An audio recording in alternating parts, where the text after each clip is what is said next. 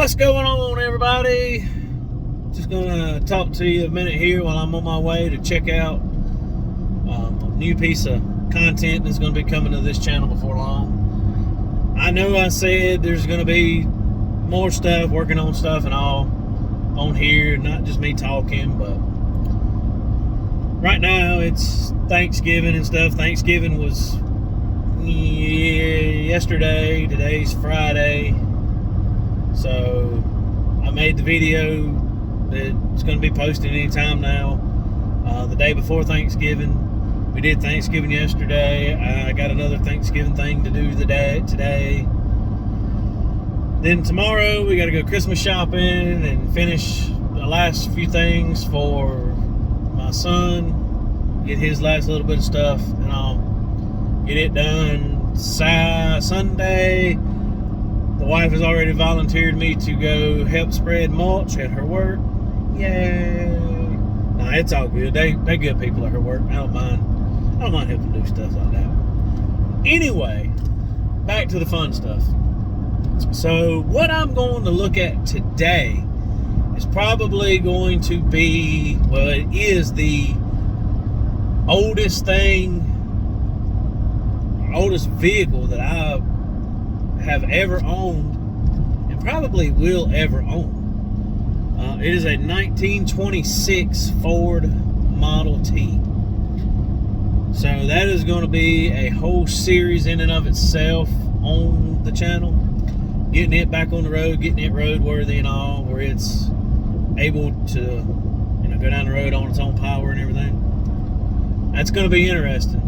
The car is all original. And I mean all original. The guy that restored this car, he restored it some years ago, but he was very meticulous about how he did stuff. If it's not an original Ford part for this car, it's probably because he couldn't find it, or they don't make them anymore. So he was very, very particular about his cars. And it was a very nice car. I've not seen this car in some years. It's probably been sitting now maybe 10 plus years or so. But we're going to go get it. Well, I'm going today to put some Marvel Mystery Oil and transmission fluid in the cylinders. See what else I need to do to see about getting it out of the building that it's in.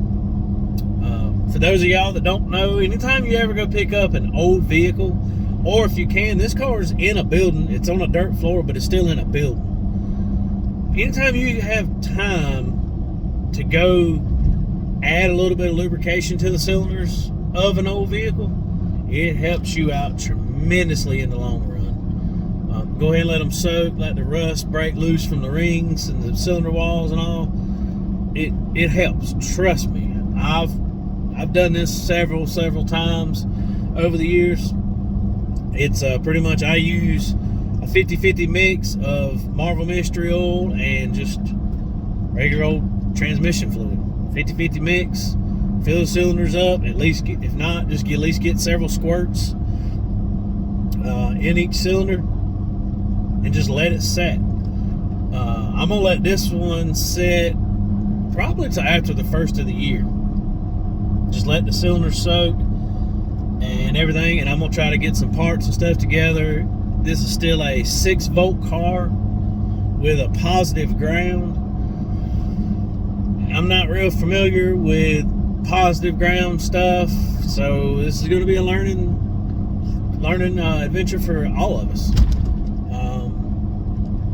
But this is a all original car, and it's gonna be interesting.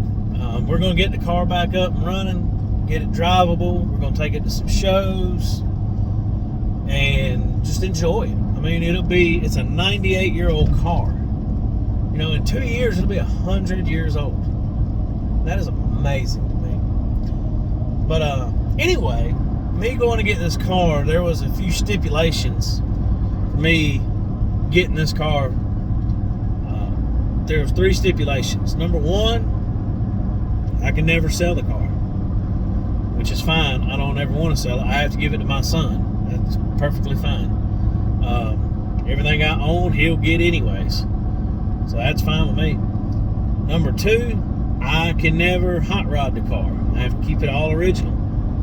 So even though it's got the little 4-cylinder flathead in it, you know, I'm all about bigger, better, faster. You know, I don't know if that's just a man in me or what, but I can never do that to this car. I have to keep it all original or as close to original as possible. I'm sure as time goes on, there's going to be certain parts that are just going to be harder and harder and harder to find. You know, I mean, it'll soon be 100 years old. It's going to be difficult to locate some parts and stuff. Like I said, this is a 6-volt car with a positive ground. They make, you can convert it to 12 volt with a negative ground like a modern car. That may be something I have to do in the future. It's not too difficult to do. It just involves a few little minor things and it's ready to go. But anyway, the third stipulation to the car is I have to teach my son how to drive it. Guess what? I got to teach myself how to drive it. This car, you just don't jump in it and drop it in gear and take off.